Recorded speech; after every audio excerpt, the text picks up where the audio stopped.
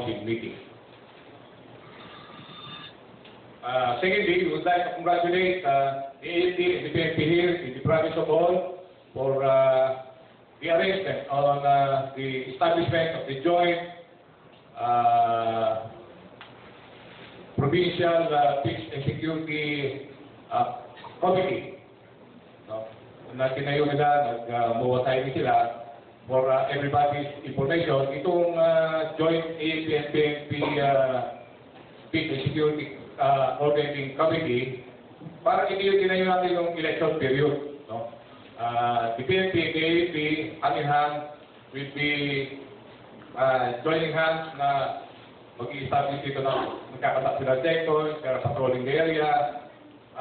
Dati, yung AFP is the one handling the internal security operations to the province of Bohol. But it has already been handed over to the Peace and Order Council. No?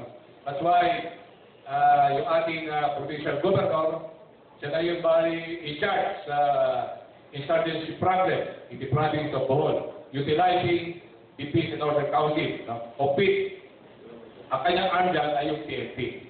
And so, magkasama sila. Now, lumalabas dyan ay yung PNP na ang nag-lead sa counter-insurgency operation supported by the AFP. In the same manner that in anti-criminality campaign, with the MOA training that they have undergone this morning and this afternoon, yung PNP, sila rin ang lead sa anti-criminality supported by the AFP. And so siguro makikita nyo, the AFP and the PNP working together, patrolling together, attacking checkpoints, conducting anti-criminality and anti-insurgency activities together. No? And so this is a very nice gesture that in this province, we have already established this joint provincial peace and security coordinating council between your AFP and the PNP.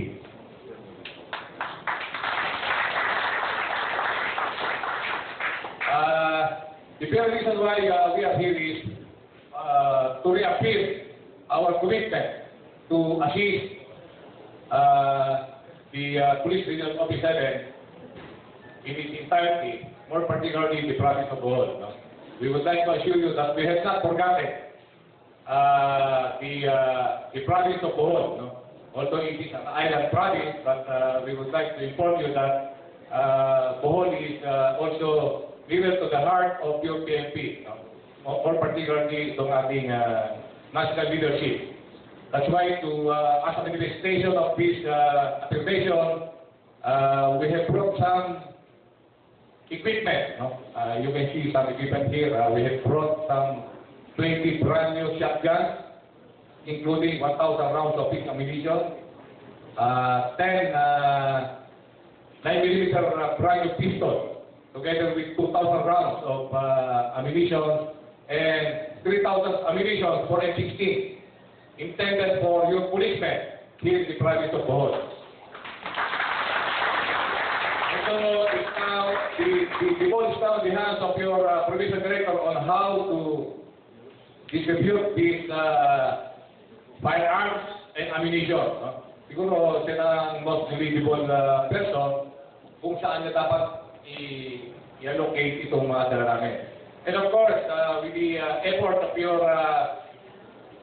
the director for Taipo Visayas, no other than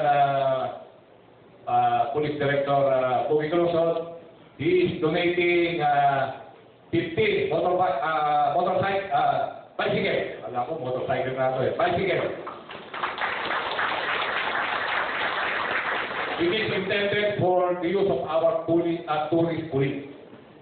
Siguro, ibinigay ng ating Taipo Director, baka naman ika-counterpart ni the Governor ng uniform, including the helmet, para maging uniform yung gagawin sa ating mga kapulisan. Palapaka ba natin si Governor, nag-sign na siya ng yes sign.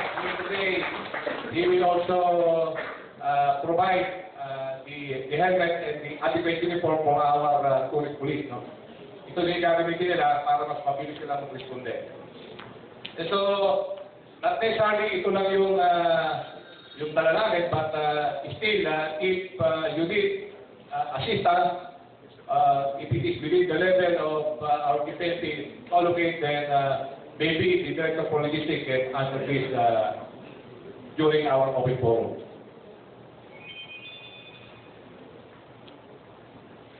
A while ago, we have heard the briefing of the Secretariat of the PRRMC, no, yung Risk Reduction Management Council.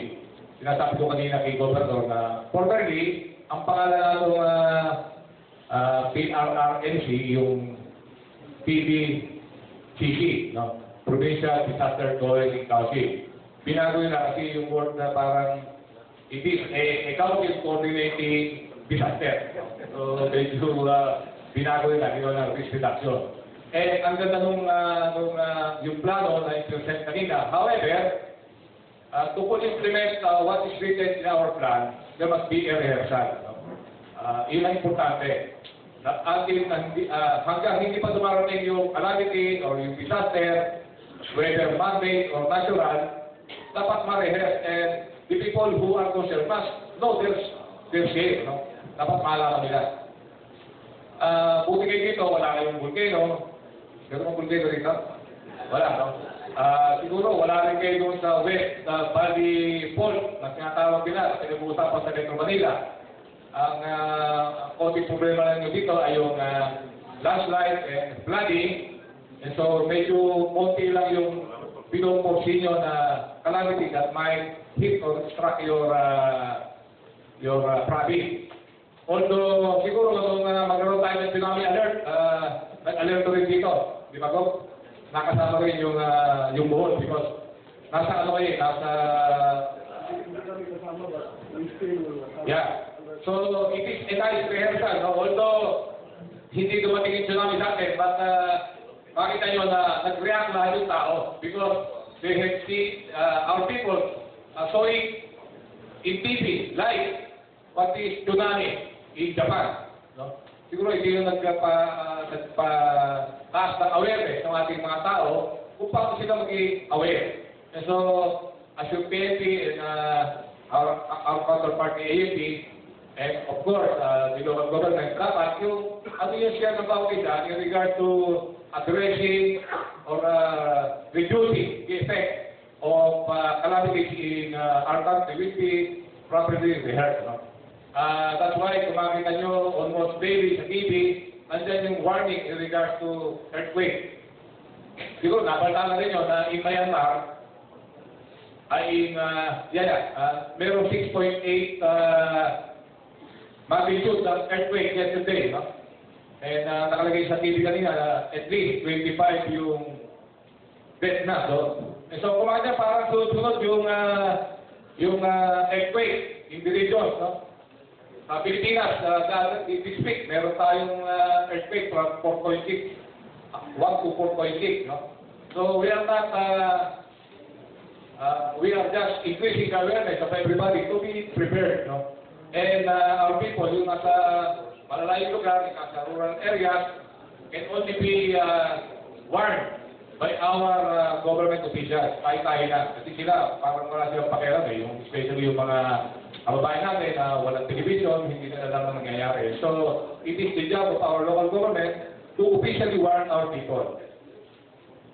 And we would like to take this opportunity to encourage our municipal mayors for them to at least convey your respective POCs. No? Ito na yung effort ngayon ng Philippine National Police.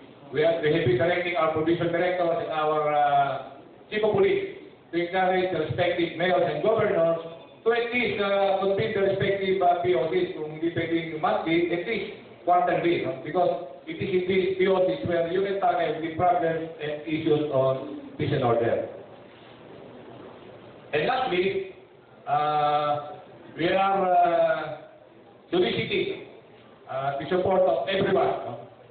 Our local government chief executive, our people, the NGOs, all the people in the province of Bohol to support your AFP in our effort to maintain peace and order in the province of Bohol. Dahil yung Bohol is a fast-growing province because of your tourism. Ano?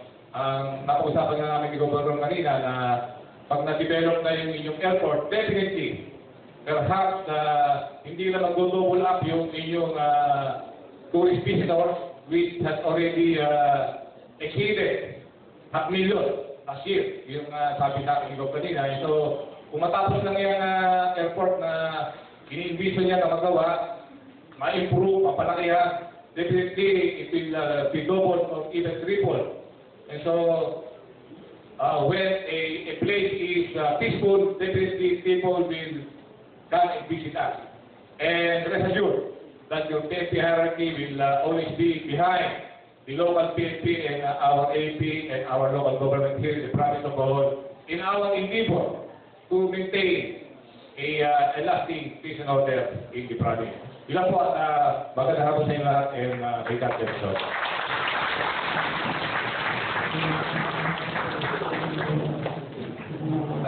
If I may, can we ask our provincial governor so that we can, together with our provincial director, so that we can hand over the equipment that we have brought here this afternoon.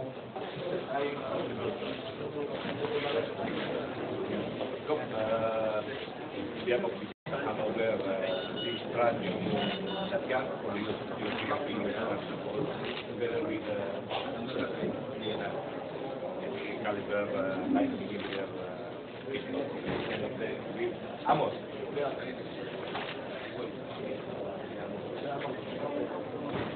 On behalf of the people of the province of Bohol and the officials, we would like to thank the PNP through you, General, for this gift to Bohol, because this will be very useful in the future. We pray that there will be more. Of course,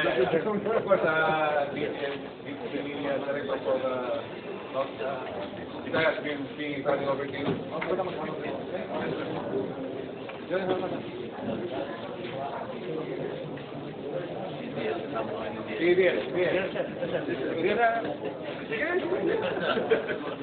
Sila kasi magpapatid, mawala siya po kami. Ang airport niya, tinunila niya. Mawala ang logistics. Sana magamit yan ng ating mga tourist police para mag-exist pangkayan. So, nangako naman si Kok na UBC. Some helmet, mura naman yung within the uniform. Consider that the one who will be using this business. We will deliver our share. Thank you very much. Thank you very much. Thank you very much. Thank you very much.